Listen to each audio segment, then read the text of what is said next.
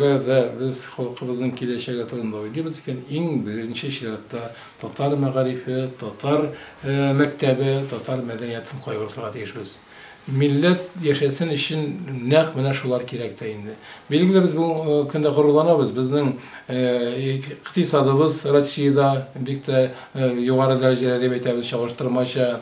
Халкыбыз да күпмелер дәрәҗәдә алга китте дибез. Республикабызның экономик икътисади нигезен ныклыйбыз. Әмма ләкин булар милләтне яшәтә алмый. Милләтне яшәтү аның рухи тормышы дигән сүз. Заманында бер акыллы кеше әйткән, милли мәгариф системасы булмаган халыкның киләчәге юк дип. Безнең киләчәктә һичшиксез, әгәр дә без яшәргә телибез икән, без милли мәгариф системасын булдырырга тиешбез. Милли мәктәбебезне булдырырга тиешбез. Шуңа һичшиксез мин татар халкы яшәр дип уйлыйм. Әгәр дә татар халкы шушындый авырлыклар, авыр заманнарны кичереп тә бүгенгә кадәр исән-сау килеп җиткән икән, минемчә киләчәктә дә ул нык булыр. Бу авырлыклар безне чыныктырырга гына тиеш. Без төшенкелеккә бирергә тиеш түгел. Менә иң куркыныч нәрсә төшенкелеккә бирелү. Чыңгыз хан заманында әйткән булган, төшенкелеккә бирелгән җайдакның аты әкрен чаба дип, әкрен бара дип.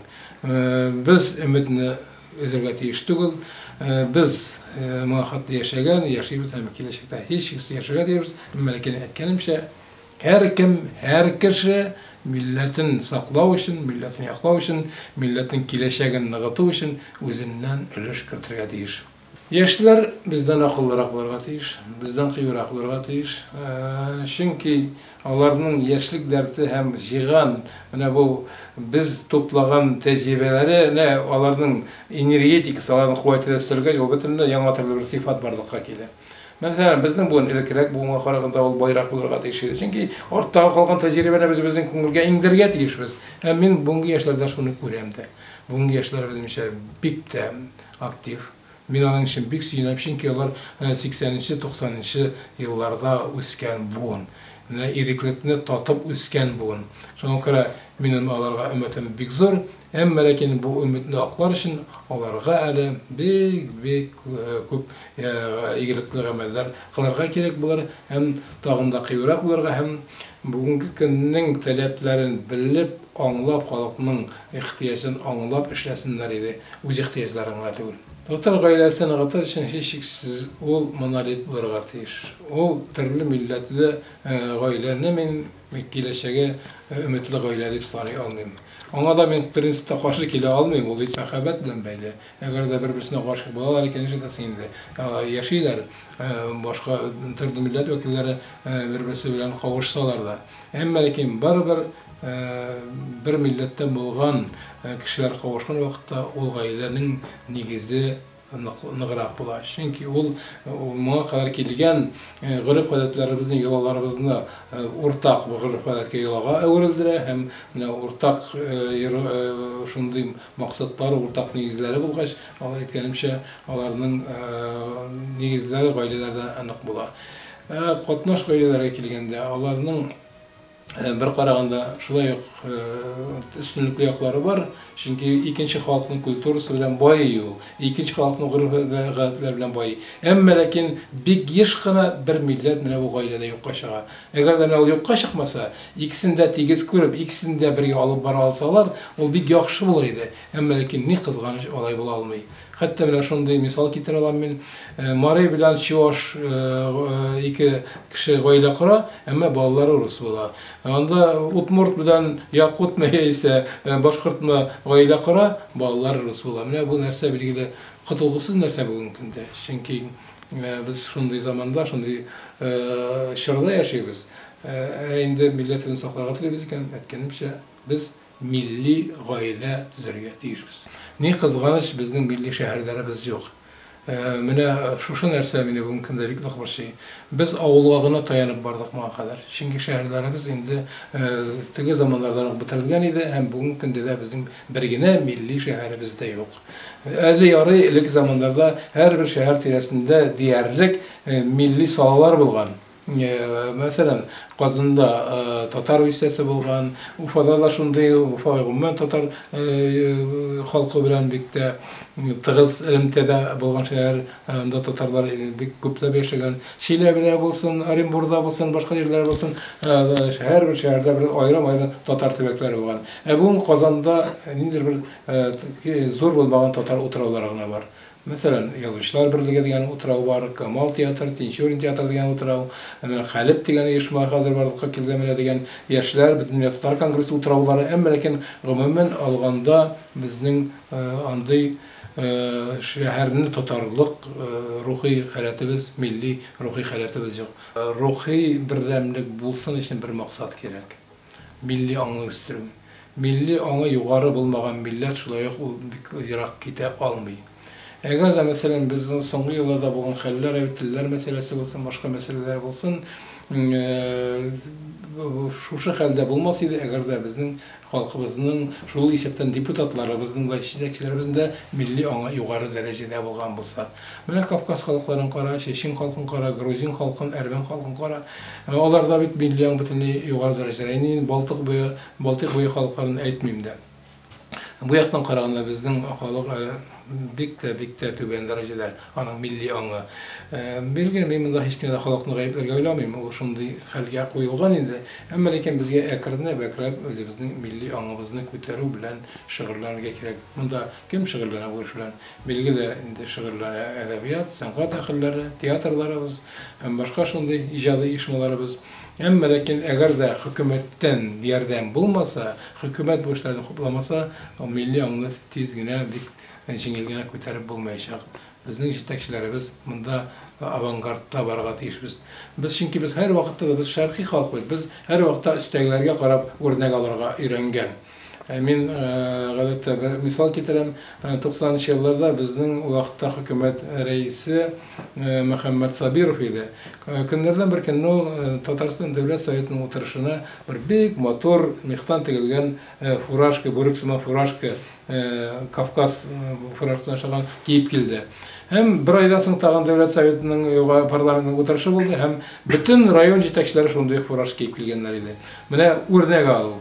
Җитәкче бер сүз әйтсә, һичшиксез бездә аны тыңларга тырышалар һәм алардан үрнәк алырга тырышалар. Бигрәк тә җитәкчеләребез, безнең лидерларыбыз бүгенге көндә халкыбызга үрнәк күрсәтергә тиеш. Мин берничә мәртәбә Финляндиядә булдым. Мин анда татар оешмасында булдым, милләттәшләребез белән таныштым. Һәм анда имамыбыз, андагы дин башлыгы Рамил хәзрәт миңа бер нәрсәне әйтте. Һәм ул минем күңелемә бик мәңгелеккә әйтеп уелып калды. Ул әйтте, без ни өчен югалмадык Финляндиягә татарлар? Ни өчен моңа кадәр дә югалмаганнар? Югыйсә монда бар да 800 татар гына. Чөнки без динне милләттән, милләтне диннән аермадык. Без аны бергә алып бардык. Милләт динне хуплады, аңа терәк булды, дин милләткә терәк булды. Бу яктан караганда 1965 елда мин беренче курста университетка укырга кергәч, Нәкый агай Сәмбәт белән очрашу булган иде. Анда мин аңа сорау биргән идем. Нәкый агай әйтә, менә шушындый авыр еллар, ничә гасыр патшасыз, дәүләтсез яшәп татар халкы ничек сакланып калды икән? Аны нәрсә саклады икән дигәч, ул бераз уйланып торды да, татар халкын иң авыр елларда да ислам дине һәм мәгърифәт саклап калды дип әйтте. Шуннан да әгәр дә безнең милләтебезнең ислам дине саклап калган икән, димәк милләтебез бүгенге көндә ислам дине сакларга тиеш, һәм алар бергә булганда гына безнең милләтебез дә, динебез дә алга барачак. Мин татар башкортны аерып карамыйм. Мин аны бер халык саныйм. Чөнки мин бәләкәйдән үк башкорт радиосын тыңлап үскән кеше, башта башкорт радиосын тыңлыйдык, аннан соң татарныкын тыңлыйдык. Мин башкорт китапларын укый идем, башкорт җырларын, мин башкорт кайсы башкорт, кайсы татар икәнен дә белмим. Шуңа күрә мин аларны аерып карамыйм, ләкин бүгенге көндә кайбер кытыршылыклар бар. Каршылыклары бар. Мин аны халык арасында, бөтен халык арасында андый каршылыклар бар дип санамыйм, чөнки мин башкорт кешеләре белән, гади кешеләр белән бик шаралашып яшим. Алар бик тә дустана мөнәсәбәттә татар халкына, татарлар да шулай ук дустана мөнәсәбәттә. Ниндидер бер сәяси анда кешеләр бар, сәясәт белән шөгыльләнгән кешеләр, сәяси дурухлы кешеләр. Аларга нәрсә дә кирәктер инде, менә шушы каршылыкны алар алга чыгарып, үзләренә ниндидер мая топламакчылардыр, саясий мая топламакчылардыр. Һәм аларга инде читтән терәк булган, аларга ярдәм итеп торган, аларны үстереп торган кешеләр дә бар дип мин әйтер идем. Киләчәктә без барыбер бергә булырга тиеш, чөнки бары тик бергә булганда гына татар халкы да, башкорт халкы да сакланып калачак, һәм без көчле булачакбыз. Милләт, халык турында мин бәләкәйдән үк ишетеп үстем, әмма аның нәрсә икәнен аңламыйдым. Мин кеше дигәнне аңлыйм инде, балалар, уллар, кешеләр, һәм башкалар. Нәрсә ул милләт? Бер заманны мин бабайдан сорап куйдым. Бабай, мәйтәм, милләт нәрсә ул? Халык нәрсә ул? Ул миңа карап торды, нәрсә дип әйтте, мин ничек аңлатыйм сиңа ди. Менә әгәр дә халык үзе теләп кайдар бара икән, мәсәлән, Сабантуй, бездә бит ел сайын Сабантуй була, анда бер кемне дә куып җибәрмиләр, куып алып бармыйлар. Һәркем үзе теләп, бүләкләрен күтәреп, шул Сабантуйга бара, матур итеп киенеп. Димәк, ул инде менә халык була. Әгәр дә үзе теләп халык бер максатка, бер нияткә омтылып җыела ала икән, ул инде халык була. Әгәр дә аны куып китерәсең икән, инде ансыз сарык була дигән иде. Безнең инде сарык буласы килми. Хаталарым да күп булгандыр тормышта, хатадан хилап кеше булмый торгандыр, ялгышларым да булгандыр. Әмма ләкин минем бер яхшы сыйфатым бар. Ул да булса, мин һәр вакытта да көчле кешеләр, акыллы кешеләр янында булырга тырыштым, талантлы кешеләр янында булырга тырыштым. Минем иң якын өлкән дусларым ул, мәсәлән, кемнәр булды? Миркасим Усманов булды. Без аның белән дистә еллар аралашып, көн сайын диярлек аралашып, фикер алышып яшәдек. Минем иң якын дусларымның, өлкән дусларымның берсе Әбрар ага Каримуллин булды. Без аның белән бергә милли китапханәдә эшләдек. Һәм аның белән төрле илләргә сәяхәтләр кылдык, Россиянең төрле төбәкләрендә булдык. Һәм минем өлкән дусларымның берсе Индус Тахиров, бүген дә исән-сау, Аллага шөкер, академик, шулай ук төпле фикерләр белән һәр вакытта миңа таяныч булды. Һәм иң соңгы өлкән дусларымның берсе, соңгы дип әйтәм, ни өчен? Чөнки ул бу дөньядан инде китеп барды, ул Туфан ага Миңнуллин. Аны инде мин үземнең укытучым дип тә саныйм, дустым дип тә саныйм. Алар әгәр саный китсәңләр, тагын бар, мәсәлән, Илһам Шакиров, ул мине кулымнан җитәкләп диярлек җыр дөньясына алып кергән. Миңа иң беренче җырларны язырган, бер алманы бишкә үрәк булсын, таң җыры булсын, Дулкын кебек һәм башка җырларны язырган кешеләрнең берсе. Мәскәүдә укыган вакытта минем иң якын өлкән дустым, укытучым, атаклы рус шагыйре Лев Ашарин булды. Менә шундый кешеләр. Мин аларга һәр вакытта таянып яшәдем. Алар минем әтием шикелле дә иде, бабам шикелле дә иде, һәм беренче чиратта алар минем өлкән дусларым, таянычларым булды. Бүген көндә мин кызганыч андый менә мин санаган кешеләр дәрәҗәсендәге шәхесләрне мин күрә алмыйм. Бәлки мин күреп бетермимдер, бәлки алар формалашып җитмәгәннәрдер, бәлки заманасы шундыйдыр, заманадыр. Әмма ләкин бүген дә шәхесләр бар, әдәбиятта булсын, мәдәниятта, сәнгатьтә булсын. Бирәктә театр сәнгате безнең югары дәрәҗә, Камал театры булсын, Тинчурин театры булсын, районнардагы театрларыбыз булсын, галимнәребез дә бар. Мин һеч кенә зарланып утыруга сәбәп бар дип санамыйм. Әмма ләкин әлеге дә баягы бәлки үткәннәр кадерлерәктер. Бәлки без зур әйберне күрер өчен еракка китеп карарга кирәк диләр бит. Бәлки менә вакыт узгач без менә бүгенге көндә нинди зур шәхесләребез бар икән әле күрербез. Чит төбәкләрдә яшәүче татарлар дигәннән, әгәр дә без алар белән бергә элемтәдә булмасак, аларга шулай таянмасак, без бер тупланган зур татар милләтен оештыра алмаячакбыз. Татарстанда барлыгы 2 миллион чамасы татар яши, җир шарында бит әйтәбез инде без 7, 8, 9, 10 миллион дип әйтәбез. Безнең 2 миллион гына түгел, менә шу 10 миллион татар буласыбыз кирәк.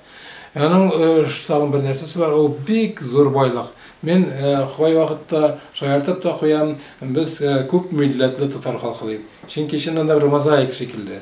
Балтыйк буе татар булсын, Финляндия татарлары, Төркия татарлары, Сибир татарлары, анда ниндигә татар, Астрхан татарлары, ниндигә татарлар юк. Буларны без төрле татарларга түгел, без буларны үзебезнең зур байлыгыбыз дип санарга тиешбез. Без шулай бер җырларны җырлыйбыз, бер максат белән яшибез. Безгә ешрак аралашырга кирәк. Менә соңгы вакытларда мине Мәскәү татарлары бик сөендерә башлады. Алар шул хәтле активлашты. Менә бу татар штабының эшен мин һәрвакыт күзәтеп барам интернеттан. Бәлки Мәскәү миңа шунысы белән дә кадерлеләр. Заманда мин анда 5 ел укыдым институтта. Мин Мәскәүдәге тормышны шактый яхшы белә идем ул замандагы. Әмма ләкин бүгенге Мәскәү, бүгенге татар Мәскәү миңа бик тә ошый. Мин заманда Мәскәүдә Москва татарская дигән китап чыгарга җыенган идем. Ләкин ул вакытта аны китапны чыгару мөмкин булмады. Бүген көндә инде моны чыгарып була, чөнки анда күрсәтергә эшләр дә бар, гамәлләр дә бар. Аннары бу татар штабының миңа иң ошаган нәрсәләрнең берсе, алар яшьләр белән эшлиләр. Димәк, милләтебезнең киләчәге турында уйлыйлар. Әгәр дә яшьләребезгә милли аңны иңдерә алабыз икән, алардан шундый зур игелекле гамәлләр, милләт файдасына игелекле гамәлләр кылырга күндерә алабыз икән, димәк, безнең милләтебезнең киләчәге зур булачак. Бу бер Мәскәүдә генә түгел, ул башка шәһәрләрдә дә шулай булырга тиеш. Чиләбедә булсын, Орынбурда булсын, Уфада булсын, башка җирләрдә булсын. Һәм милли хәрәкәт соңгы елларда шактый активлашты, бигрәк тә Татарстанның читтәге менә төбәкләрдә. Һәм мин аларга бар тик бу эшләрендә милләт файдасына эшли торган, кыла торган гамәлләрдә уңышларга телим һәм Татарстан белән элемтәселәрен һич кенә дә üzмәсеннәр, киресенчә көннән-көн ныгыта барсыннар иде. Татарстаннан еш кына ярдәм сорыйлар. Ләкин Татарстан bütün төбәкләргә дә ярдәм итеп бетерә алмаска мөмкин, аның мөмкинлекләре чикле. Без бер-беребезгә ярдәм итәргә тиешбез. Татарстан башка төбәкләрдә яшәүче милләттәшләребезгә ярдәм итсә, башка төбәкләрдә яшәүче милләттәшләребез татарга ярдәм итәргә тиеш. Бер мисал китереп үтим әле. Французның иң атаклы җырчыларының берсе Шарль Азнавур бар. Ул әрмән нәселеннән. Аннан сораганнар, шын әрмән, нинди әрмән ул дигәннәр. Ул әйткән, шын әрмән ул әрмән халкына һәм әрмән дәүләтенә хөрмәт күрсәткән, аңа ярдәм иткән әрмән дигән. Менә шын татарда аның сүзләре әйтмешли, ул Татарстанга, татар халкына, татар милләтенә ярдәм иткән кеше.